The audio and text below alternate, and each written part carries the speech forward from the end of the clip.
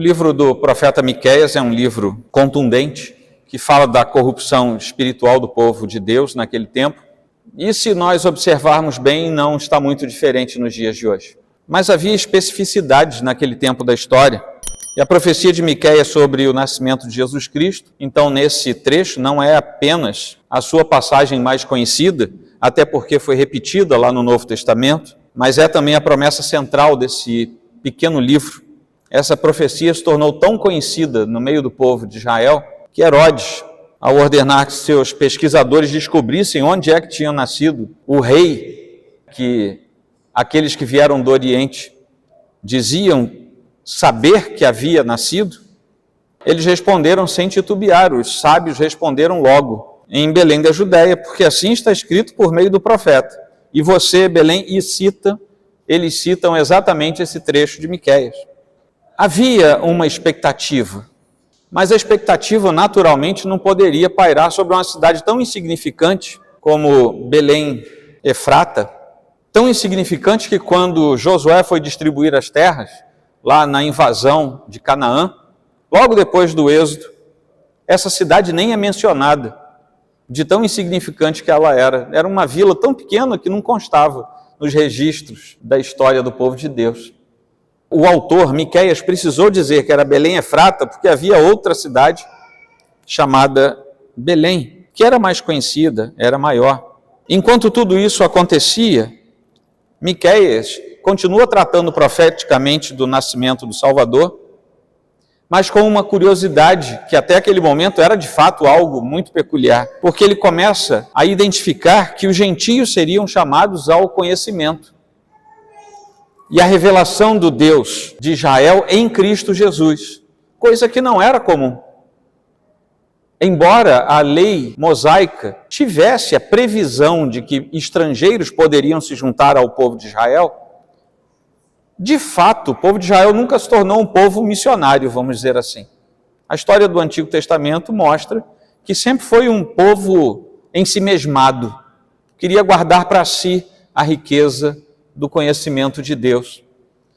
Não precisa a gente ser muito profundo no conhecimento da Escritura, é só nos lembrarmos do livro de Jonas, por exemplo. Como é que ele ficou chateado porque Deus salvou os ninivitas? Embora ali houvesse outras circunstâncias por trás, mas aquela cidade pequena demais, no trecho de Miqueias, mostra que dali viria aquele que seria o rei para o povo. Mais tarde, lá em Mateus capítulo 2, esse mesmo texto vai ser mencionado, e Belém não é mais chamada como pequena demais, mas é chamada como a menor entre as principais de Judá. E Jesus passa a ser chamado em Mateus não apenas agora como rei para o povo, mas como pastor e guia para o seu povo. E isso mostra uma diferença no momento da revelação de Deus para cada um de nós.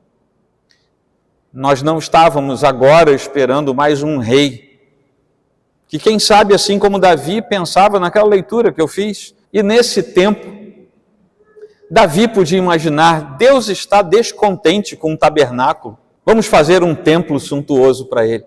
E o judeu ainda tinha essa mentalidade. E por isso, a ideia de um rei era tão pujante ali em Miqueias. Mas quando chegamos à manifestação de Cristo lá em Mateus, o que se torna principal em Jesus não é apenas o fato de ele ser um rei, porque ele continua sendo rei, mas é o fato de que agora nós não estamos mais sozinhos. Nós seremos pastoreados e guiados por um rei que não se importa com a suntuosidade da matéria deste mundo, mas ele se importa com o coração daqueles a quem ele pastoreia. Vamos ver o que acontece, porque lá em Belém, no tempo do profeta Miqueias, nós já vimos, era uma vila bem pequenininha, poucas centenas de habitantes. Lá para o interiorzão da Europa, interiorzão do Brasil, nós ainda temos algumas vilas que são muito pequenininhas. Aqui no Brasil, acho que ainda é menos do que lá fora. Tem algumas vilas lá de 200, 300 habitantes, lá para o interior da Escócia, de alguns países assim. E não devia ser diferente no caso de Belém. Mas, curiosamente, Belém essa palavra significava casa do pão. Enquanto que Efrata, Belém Efrata, queria dizer que ali era um lugar frutífero, dava muitos frutos. A casa do pão tinha esse nome, porque particularmente muito trigo era cultivado ali. E para muitos lugares de Israel, a fome cessava porque recebiam o trigo de Belém e com esse trigo conseguiam fazer pão. Também era frutífera, porque naquele tempo era um dos lugares em que era mais abundante o cultivo da azeitona e da uva, de onde vem o vinho, da uva vinífera. Curiosamente, lá na frente, 33 anos depois de Jesus ter nascido naquela manjedoura, ele chama os seus discípulos e diz: aqui está o meu corpo, e rasga um pão. E ele diz: aqui está o meu sangue, e verte vinho num cálice. Curiosamente, isso não tem nada de místico, mas nós podemos ver como os significados dentro da Escritura estão imbricados entre si. O pão da vida, o Salvador, é aquele que se manifesta lá no Evangelho segundo São João. Ele diz: eu sou o pão que desceu do céu. Ele próprio se classifica como pão. E onde ele nasceu? Na casa do pão. Tudo isso é profundamente simbológico para a gente ver como é que as coisas são feitas a fim de que nós guardemos no coração as relações que Deus nos dá. Em Belém, Jesus nasceu. E de Belém foi revelada a luz para que nós deixássemos as trevas. Lá em Belém se dissipam as trevas, a escuridão se vai, porque a luz brilhou, e tanto os judeus quanto os gentios. Naquele caminho que agora está sendo cantado por anjos, e como aparecem anjos na história do nascimento de Jesus, há vários pontos de narrativa em que anjos aparecem, a fim de que nós recebêssemos a instrução do nascimento de Cristo, porque lá na frente nós vamos também aprender que os anjos queriam continuar pregando a respeito dele, mas o Senhor disse: não, o ministério de vocês já parou, agora é a minha igreja, para quem vocês anunciaram a luz, que a luz estava nascendo, agora é essa igreja que recebe a incumbência de pregar essa luz que um dia vocês anunciaram que estava chegando em Belém. E a nós compete fazer isso. Desde a concepção até o nascimento, lá estavam os anjos. No início da vida de Jesus, ainda bebê, lá estavam os anjos. Sai daqui, vai para o Egito, disse o anjo. Herodes morreu, volta para Israel, disse o anjo. Não tenha medo, Maria, você foi agraciada, disse o anjo. José, fica calmo, que ela tem no seu ventre é obra do Espírito Santo, disse o anjo. Ouviram-se cânticos de anjos, e os anjos entoavam e fizeram com que os pastores no campo se alegrassem e também cantassem. Zacarias, Isabel, Maria, José, os pastores, todos ouviram uma mensagem que nós não precisamos mais ouvir, porque eles ouviram a mensagem: ele está chegando, e nós já ouvimos outra mensagem: ele já veio. E ele não apenas nasceu, ele cresceu, ele morreu, ele ressuscitou, e por causa disso, o motivo do seu nascimento foi cumprido entre nós. Ele veio até nós para pastorear o seu povo, como diz Mateus, e para julgar entre as nações. E o julgamento dele é que a luz veio. Aqueles que não reconhecem a luz já estão julgados por não a reconhecer. E vejam bem como, além de anjos, a luz é a tônica que se repete nesse momento glorioso do nascimento de Jesus Cristo. Agora, é interessante que pouca gente creu, mesmo com anjos falando. Então não fique chateado, você que é cristão, se pouca gente crê. Quando você falar, se não acreditaram em anjos, por que acreditariam em nós? Aqueles que acreditaram em anjos, acreditaram porque o Espírito Santo falou ao seu coração. Quando você pregar, quando você testemunhar, aqueles que forem tocados pelo Espírito Santo também crerão. Nem mais, nem menos. Assim foi e assim continua sendo. Isso tudo é o pano de fundo em Belém. Mas como segunda curiosidade, Belém não aponta para si mesma. Belém aponta para o final da história. A história do nascimento de Jesus não é apenas a história do seu nascimento, é a história da conclusão de todas as coisas lá no fim dos tempos. O livro de Apocalipse, não de Mateus, não de Miqueias, não de Zacarias, não de Isaías, mas Apocalipse, o último livro da Bíblia, o livro que fala do escatom, ele começa com uma declaração da grandiosidade de Deus. E começa também com a descrição da visão que o apóstolo João recebe. Só que nessa visão lá de Apocalipse, Jesus Cristo não é mais um recém-nascido lá na manjedoura dentro de uma estrebaria, de Mateus 1, de Mateus 2, de Miqueias. Ele não é mais aquele. Ele não é mais o verbo encarnado do primeiro capítulo de João. Mas agora o mesmo João está vendo uma outra visão. Ele é o Cristo ressurreto que agora vem instruir João sobre o que ele tem que escrever.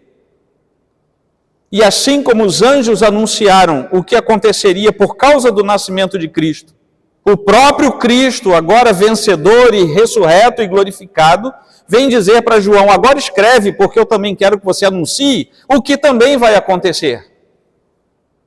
Alguém já escreveu quando eu nasci, agora eu quero que você escreva a respeito de quando tudo terminar. Não era mais um bebê indefeso, cercado de palha numa manjedoura, mas agora ele era semelhante ao Filho do Homem cercado por candeeiros. Uma visão transcendente que João teve. Ele não precisava mais receber ouro de presente de um dos magos que veio do Oriente, mas ele já trazia no seu próprio corpo uma cinta de ouro. O ouro é dele, e agora ele se manifesta como de fato ele é. A sua voz agora não era mais como o choro de um bebê, como esses que estão por aí, chorando, fazendo seu barulhinho. Jesus também fez isso. Mas agora a voz dele não era mais como de um bebezinho chorando, mas era como o estrondo de muitas águas. E de sua boca saiu uma espada afiada. Uma espada de 2 gumes, que é a plenitude da sua justiça e da sua vontade, sendo promulgada para que todos saibam. O seu rosto brilhava como o sol na sua força. E assim a luz que veio e brilhou, aquela luzinha que nós simbolicamente temos durante o advento, que nasceu naquele bebezinho lá em Belém. Agora é como o sol na sua força. Tente olhar para o sol sem nenhuma proteção, você vai ficar cego, a luz é intensa demais. E assim descreve João a figura de Cristo. A cidade não precisa mais de sol nem de lua para lhe dar claridade, pois a glória de Deus a ilumina e o Cordeiro é a sua lâmpada. Ele é a luz que ilumina todas as coisas. E ele iluminava, na visão de João, como se fosse o sol no seu apogeu. E ele prossegue. Já não haverá noite, não precisarão de luz de lamparina, nem da luz do sol, porque o Senhor Deus brilhará sobre eles e reinarão para todo sempre. Quando nós lemos a respeito do nascimento de Jesus, nós estamos antevendo algo que não é de agora, não é de 2000 anos atrás. Embora tudo isso enriqueça a nossa história como cristãos, enriqueça e nos faça lembrar, nós não estamos mais falando do passado. O passado nos ajuda a apontar para o futuro. E o futuro é o paraíso que nos aguarda em Cristo Jesus. São anjos cantando. Vejam, os anjos voltam a cantar em Apocalipse. Os anjos que cantaram para anunciar o nascimento do Messias, agora cantam no Apocalipse, no fim de todas as coisas. Dão glórias, exultam o Salvador. Anjos na vigília da noite, uma vez cantaram.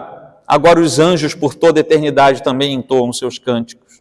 Estarão pelos séculos dos séculos diante do Salvador, diante daquele que veio e morreu por nós. Ao redor do trono, diante da majestade do Deus Pai e diante do Cordeiro, os anjos continuarão entoando seus cânticos. E eles vão cantar alguma coisa assim: glória a Deus nas maiores alturas. Foi isso que eles cantaram? Eles não vão precisar mais cantar, embora tudo isso seja verdade, e se eles quiserem repetir esse cântico, não há nada de herege nesses anjos. Mas agora eles vão cantar com uma voz talvez forte, Digno é o Cordeiro que foi morto de receber o poder, a riqueza, a sabedoria, a força, a honra, a glória e o louvor. Eles vão ainda cantar amém, o louvor, a glória, a sabedoria, as ações de graças, a honra, o poder e a força sejam ao nosso Deus para todo sempre. Amém. Daquela pequena cidade de Belém nos veio o Salvador, aquele que é o Redentor da nossa alma. E deste pequeno mundo, meus irmãos, a gente nem é visto do universo. Vejam bem, o Marçal pode nos ajudar melhor com isso. Se pudéssemos sair daqui e ir para o cosmos, nos afastar e olhar para o nosso planeta, comparando o nosso planeta com outros planetas do nosso próprio sistema, comparando o nosso planeta com o Sol, que é a nossa estrela principal, aquela que proporciona vida para nós, vida natural, humana. Nós não somos nada, nós somos um planetículo, sabe, aquela coisa que desaparece no cosmos, sabe, a gente não faz diferença. Assim como daquela cidadezinha indiferente saiu o Salvador, desse planeta que ninguém nota, desse planeta que não faz diferença alguma no cosmos, por seu tamanho, por sua pujança, um dia nós sairemos daqui, de alguma maneira, e nós estaremos para sempre com o Senhor, onde nós ouviremos outro anjo, que vai dizer assim, bem-aventurados, aqueles que são chamados à ceia das bodas do Cordeiro. Esse planetinha, diz a palavra de Deus, que vai ser restaurado pelo Senhor. E aquilo que foi perturbado pelo pecado, vai ser restaurado ao fim de todas as coisas. Finalmente, e aqui já vamos para o encerramento, queria me lembrar de dois grandes homens da história. Eu fiquei um tempo tentando pensar em algo que falasse do nosso coração, quando estava preparando esse sermão. E aí eu me lembrei, depois de algum tempo, eu me lembrei de dois homens na história que estão separados por cerca de 1530 anos. Um está lá no século IV, indo para o século V, e outro nasceu nos últimos anos, no último respiro do século XIX, e veio pelo século XX até 1963. Santo Agostinho, lá no começo da história da igreja, e C.S. Lewis, outro tão conhecido entre nós. Eles estão separados, mas eles têm elementos muito comuns entre eles. E que talvez sejam elementos que residam no nosso coração também. Os dois nasceram em lares que tinham perdas. Talvez o seu lar tenha tido perda. Talvez a sua história seja uma história de perdas. Os dois grandes heróis da igreja, da história da igreja, também nasceram em lares com perdas. Agostinho tinha um pai pagão, que foi muito ausente. Embora sua mãe fosse uma mulher de Deus, Mônica, seu pai era muito ausente, era um pagão, muito ausente. Lewis perdeu a mãe ainda muito criança. Ele tinha apenas 10 anos quando perde a sua mãe. Como eu disse antes, a mãe de Santo Agostinho, Mônica, era uma cristã fervorosa. Por outro lado, seu filho, Agostinho, se mantém afastado do cristianismo e ele adere a um pensamento, que era o pensamento maniqueu, era o maniqueísmo. Era um pensamento fatalista, uma doutrina fatalista. Enquanto o pai de Lewis, para que ele tivesse educação, o coloca juntamente com seu irmão no internato, a fim de que ele termine a educação primária. C.S. Lewis era muito introspectivo, ele teve muito problema com esse tempo, e ele narra isso em algumas das suas obras, o tanto de vezes que ele pediu ao pai para que o pai o tirasse daquele internato. Ele era muito na dele e ele não conseguia conviver 24 horas com seus colegas lá. Ao crescer, enquanto Santo Agostinho se torna um maniqueísta, C.S. Lewis se torna um ateu convicto. Perdas, afastamento da fé dos pais, desvio do pensamento de fé. Os dois estão indo num caminho parecido. Os dois foram extremamente brilhantes, por outro lado. Suas vidas intelectuais foram profundamente brilhantes e muitos jovens se tornaram professores de universidades de grande destaque no seu tempo. Agostinho de Hipona torna-se um dos mais conhecidos professores de retórica em pelo menos 3 lugares: Tagaste, Cartago e Roma, que eram cidades expoentes no seu tempo. E Lewis vai se tornar um dos grandes professores de literatura inglesa medieval na Universidade de Oxford. Ambos se tornaram bem-sucedidos. Tiveram destaque, se tornaram bem-sucedidos nas suas carreiras. Porém, ambos confessam que durante o sucesso que experimentavam, também amargavam um profundo vazio dentro de si. O sucesso aparente não os poupava de terem amargura na sua alma. Eles eram vazios por dentro. E eles procuravam transformar o sucesso deles, o sucesso visível, na resposta para esse vazio. Obviamente que não dá para funcionar assim.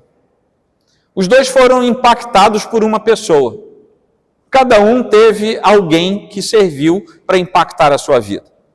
Santo Agostinho sofre uma profunda transformação na sua alma, e isso aconteceu gradativamente, não foi de uma hora para outra. Ao ouvir os sermões de Ambrósio de Milão, o bispo de Milão, enquanto C.S. Lewis é transformado pela palavra trazida por seu amigo, o Tolkien, o autor Senhor dos Anéis. Qual é a obra mais importante de Lewis? As Crônicas de Nárnia. Eles eram amigos contemporâneos e Tolkien começa a falar para ele que não havia sentido no ateísmo, no afastamento da credulidade em Deus. Tanto Agostinho quanto Lewis tiveram suas vidas transformadas pela mensagem da cruz que tinham ouvido. Não bastava terem nascido de pais cristãos. Ouçam isso. Não bastava terem nascido de pais cristãos. E de nada serviu o sucesso deles. Não era o suficiente ter sucesso na vida, enquanto não tivessem a alma transformada. Aquela essência humana que eles carregavam estaria perdida enquanto não chegassem perto de Cristo. Agostinho abandonou sua vida de devassidão moral. Ele era profundamente devasso. Se vocês querem saber o que ele era devasso. Um pornográfico, um devasso. Sim, Santo Agostinho foi isso. E ele foi transformado pelo poder da palavra de Deus, ouvindo principalmente os sermões do bispo Ambrósio, da cidade de Milão. C.S. Lewis abandona a sua vida de ateísmo e se torna um dos grandes defensores da fé cristã. A teologia dele não é muito parecida com a nossa, mas sem dúvida foi um grande servo de Deus. Deus é imaterial. Prestem atenção nisso. Deus é imaterial. A nossa alma, você que se vê no espelho todo dia, você não é o que você se vê no espelho. Você é a sua alma, e a sua alma também é imaterial. É por isso que lá na frente, o texto do Novo Testamento vai nos dizer que o Senhor busca verdadeiros adoradores que o adorem. Por quê? Ele não quer ser adorado materialmente, ele quer ser adorado de forma imaterial. Deus é imaterial, nossa alma é imaterial. E Cristo nos deu acesso ao que é imaterial. Cristo nos fez sair do material, palpável, visível, tangível, para aquilo que é imaterial, invisível, intangível. E seria inexequível essa jornada sem que Deus agisse através de Cristo em nós. Apenas ter sucesso na nossa vida é permanecer no plano material. É não conseguir sair do plano material e ir para o plano imaterial, onde Deus se relaciona conosco. A conclusão para esses dois homens foi muito simples. Sucesso pessoal, sem alma resolvida com Deus, afasta a pessoa da certeza e da alegria. Ao passo que apenas buscar sucesso poderá oferecer um vazio tão grande que a pessoa se entregará por buscas ainda maiores, por mais sucesso. Modernamente, o sucesso hoje, nos nossos dias, o sucesso, pelo sucesso, é muito parecido com o uso de drogas. Quanto mais sucesso você tem, mais sucesso você quer. Quanto mais drogas você ingere, mais drogas você quer. Nunca vai ser suficiente. Porque as pessoas que assim fazem estão olhando para a natureza da sua vida apenas no plano material. Nós fomos constituídos para a vida no plano imaterial. E enquanto não migrarmos para esse plano, e somente o faremos através do ato de Cristo, nós seremos vazios. O Japão é um dos países com maior índice de suicídio. Tem uma floresta no Japão só para suicídio. Você sabia disso? Tem uma floresta lá que as pessoas vão só para se matar. As pessoas entram lá e acham vários pertences, roupas, sapatos, agasalhos, de pessoas que entraram lá e se suicidaram. É uma floresta, inclusive, fisicamente falando, sombria. Talvez isso chame para si os suicidas. Os países nórdicos têm um altíssimo índice de suicídio. São lugares em que o sucesso é muito validado, mas que a relação com Deus é quase esquecida totalmente. O vazio permanece, mesmo que haja sucesso. Resta, muitas vezes, não querer mais viver. E uma alma vazia da presença de Deus, às vezes, ela prefere não continuar vivendo. Jesus nasceu naquela cidadezinha. De lá saiu para o seu crescimento, dor e morte. De lá saiu para ressurgir dentre os mortos. Mas se Jesus não nascer também em nosso coração, nós seremos apenas espectadores da graça de Deus. E nunca seremos alvo da graça de Deus. Sem Jesus no coração, nós somos como folhas levadas pelo vento, sem local de pouso, sem local de destino, mesmo que haja sucesso aparente. Vamos para a aplicação. Que neste Natal de 2023, você também se lembre de Belém. Não é para esquecer de Belém. Você se lembre da sua história. Que você conte e reconte a história do nascimento virginal do Senhor e do Salvador, do nosso Salvador. Você se lembre disso. Que neste Natal você espere e que você sonhe com o paraíso. Porque para isso ele nasceu, para nos apontar para a eternidade. Esse lugar onde aí sim vai haver alegria, justiça e paz eterna, sem limitações. Dor e lágrima não estarão mais lá. Sofrimento não se verá lá. É para lá que estamos indo, todos aqueles que somos salvos pelo Senhor. O segundo ponto é que tudo aconteceu para não ficarmos apenas na história de Belém. Mesmo sem esquecê-la, não é para ficarmos só nela. Mas precisamos avançar até as palavras de Jesus Cristo, quando ele nos diz: se vocês permanecerem na minha palavra, são verdadeiramente meus discípulos. Conhecerão a verdade, e a verdade os libertará. Para viver essa liberdade neste Natal, você precisa ver Jesus nascendo no seu coração. Mas para que isso aconteça, você precisa ouvir a sua voz mansa e suave, que nos lembra que Deus prova o seu próprio amor para conosco pelo fato de ter Cristo morrido por nós, sendo nós ainda pecadores. Foi isso que Agostinho de Hipona e C.S. Lewis descobriram. O começo da vida difícil, de abandono, de orfandade, um sucesso que veio rápido, mas que não era suficiente, continuava deixando ausência de paz. Mas enquanto eles ainda eram pecadores, eles ouviram a notícia de que Jesus morreu por eles. E quando eles foram impactados por isso, tudo mudou na vida deles. Finalizando, Agostinho e C.S. Lewis eram famosos neste mundo. Famosos neste mundo, mas não eram ninguém para Deus. Se eles tivessem morrido sem Deus, por causa da história deles, nós nem estaríamos falando deles agora. Porque nós falamos deles por causa da conversão deles. O que eles passaram a ser por causa de Jesus Cristo. Para que isso tivesse acontecido, alguém precisou influenciar os dois. Seja Tolkien influenciando Lewis, seja Ambrósio influenciando Santo Agostinho. E eu encerro com uma pergunta. Você que é filho de Deus, a quem você tem influenciado com a mensagem de Cristo? Vamos orar.